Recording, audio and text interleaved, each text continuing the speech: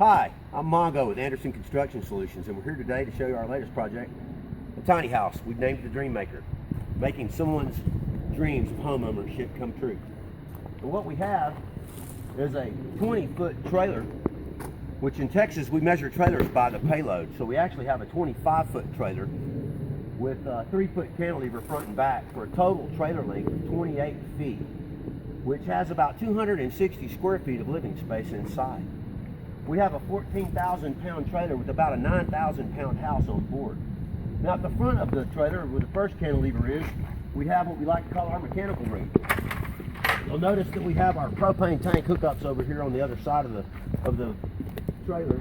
And inside right here, come on in, we have our electrical, our fresh water supply, and here we have a Mari 1,200 square foot endless water heater.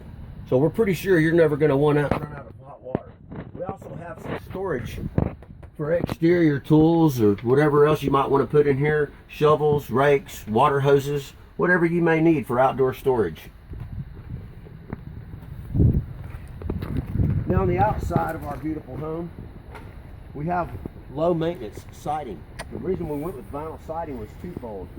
Real wood siding requires recoating with some type of protective measure every couple of years. We feel that's a lot of work on a tiny home.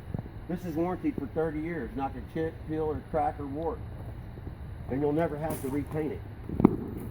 We have on top, we have a steel roof that's hail resistant, fire resistant. It has a paint that's coated to reflect 30% of the sun's UV rays. And underneath that, we also have a thermal fly radiant barrier, which is also the same thing we have on the very bottom. Come around to the front of your tiny home, you'll notice that we have the loft, which is an overhang, which acts as our porch to keep the weather off of you as you're coming in through your glass entry. Hey, let's kick our boots off and come on inside.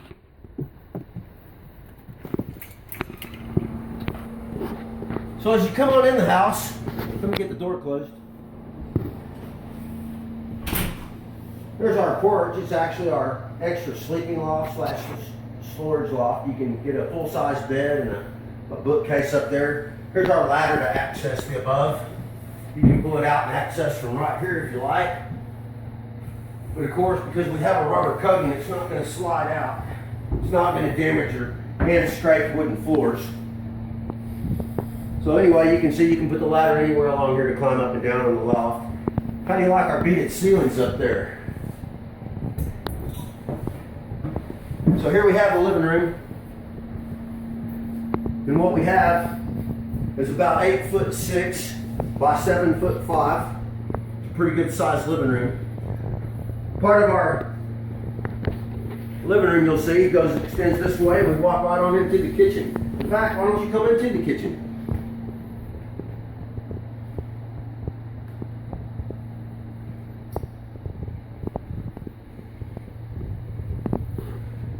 You'll notice that we have 3/4 size appliances, 20-inch stove, nice beautiful oven with this range, 10.10 cubic foot refrigerator with freezer above. We also have some storage underneath the refrigerator, great spot for potatoes and onions. And as you come around, you'll notice your upper cabinets. They go into the cantilever that we saw outside so that you don't take up wall space and feel more enclosed. You have over 6 feet of cabinet here, counter space, lots of drawer space, cabinets as well. And right here you'll notice that we've got a nice little shelf inside there. It's a pretty cool little trick. And you can pull this out and you can see that there's plenty of room in there for whatever you may have to hide. Jewelry's valuable. And don't tell anybody that this is there. Anybody put it. There it is. Okay.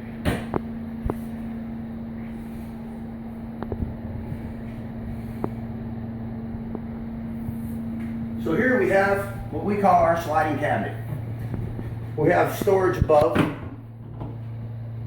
actual closet below where you can hang things. And the unique thing about this little cabinet is that it's also your bathroom door. Come on in the bathroom. We'll take a walk around.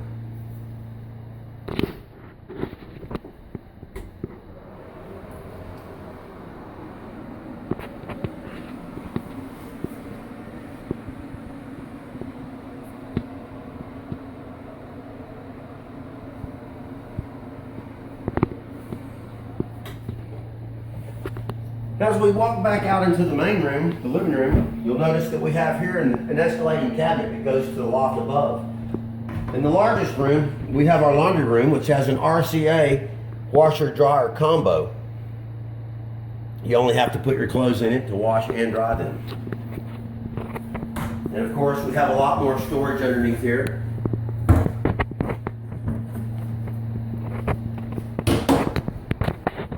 Storage at the very foot of the stairs. And all of these steps, we also have a bookcase, another bookcase up above, and we have more storage here. And all of these steps work fine for extra seating. You can easily get a couch in your living room or some nice chairs, and there's a lot more seating on the stairs. Let's go up to the loft.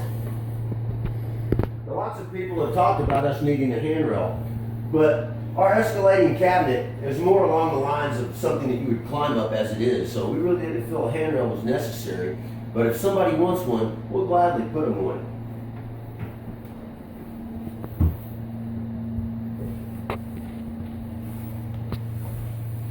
Now I'm a pretty big guy. You can see that there's a lot of room up here.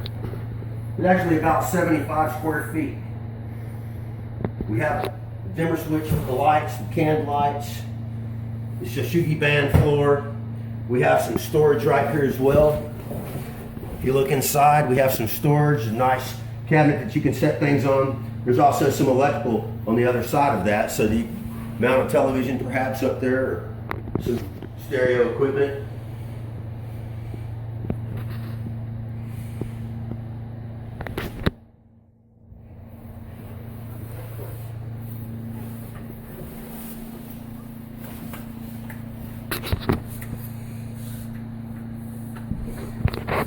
We also have a smuggler's chest, which takes up part of that cantilever space. And if you stick your finger right in that knot hole, there you go. It's quite a bit of space down there.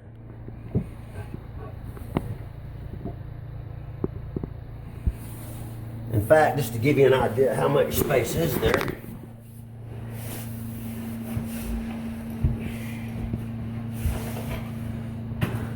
I really get into my work at times.